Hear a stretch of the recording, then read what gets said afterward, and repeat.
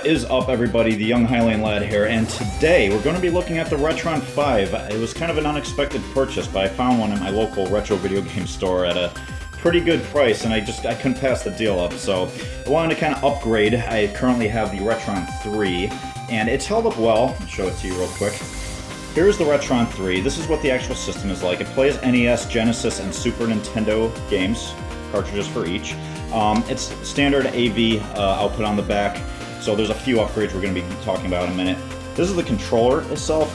I like it, though. My only drawback with the RetroN 3, a lot of people did unfortunately have issues with it in terms of just like stability and hardware and so forth. It's sort of cheap. I don't want to say cheaply made, but I mean it kind of is. It's kind of just like a thin plastic and stuff. But like I said, mine's held up great. It's gotten the job done for me personally, so I did have a good time with it. Reason I wanted to upgrade, a couple reasons. A, Hyperkin really upped their game on this one. It's a little more durable. The controller's a little cooler looking too. I'm kind of curious about how that will handle compared to the other one. It looks a little better built, but also it will also support Famicom games as well as Game Boy Advance games, which I'm very excited about. I still have a ton of Game Boy Advance cartridges lying around that I would love to play again. I'm not a huge fan of playing ROMs on those, especially when I own the games themselves, so might as well play them on the big screen. What I also like is, aside from having your typical ports, it does have HDMI out as opposed to AV.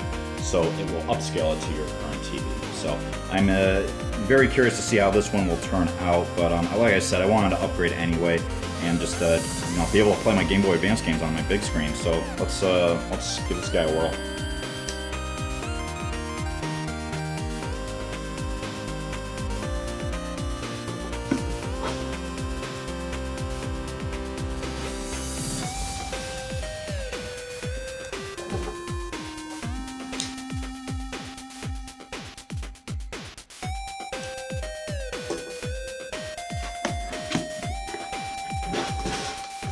Here it goes.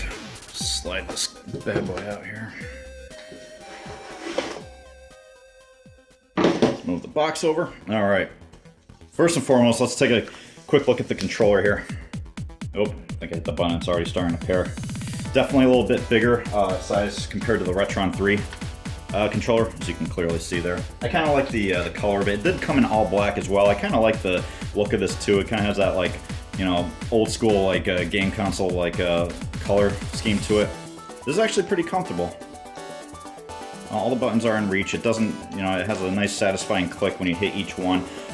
It definitely doesn't feel like cheap or anything like that. So they have upped their game quite a bit. I do like that.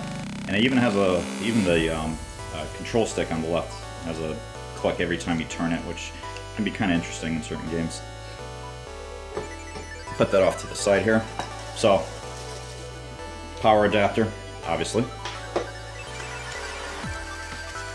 Universal power adapters. I'm not going to open that, but they include the universal adapters for when you're traveling or so forth, just for the outlets used in other countries. I'm just going to keep that aside for now.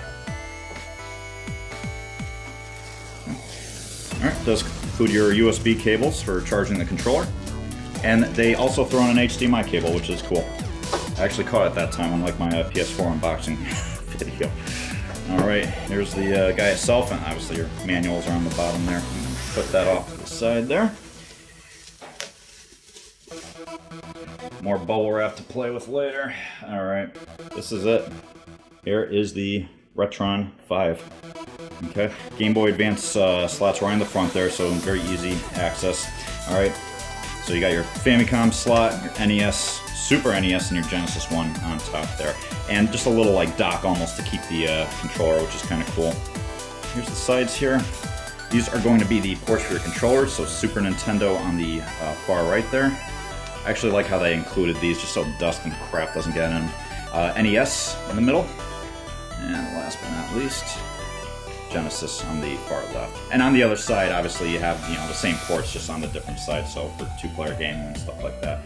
So kind of an interesting layout. I do like it. Power buttons right in the front here. Kind of a shallow, easy to hit button, so be careful when you're loading a Game Boy Advance cartridge, so you don't like power on and off when you're not meaning to. And here's the back. So you can load up a memory card, an SD card.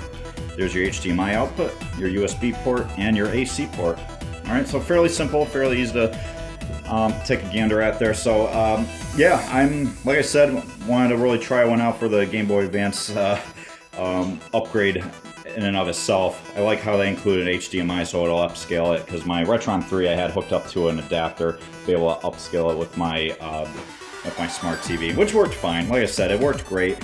This one's definitely a little more, you know, it feels a little more durable, a little more well built. And I do like the controller and the color scheme. So this is going to be a fun little gadget to toy around with and play some of my old school cartridges and stuff.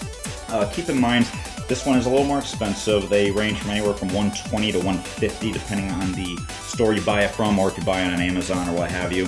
So just bear that in mind. But like I said, it's worth it because it's better built, has more features, more capabilities. And I think Hyperkin has really stepped their game up with the RetroN 5, so I'm excited to give it a whirl there. Thank you guys, as always, for watching, and we'll see you in the next video.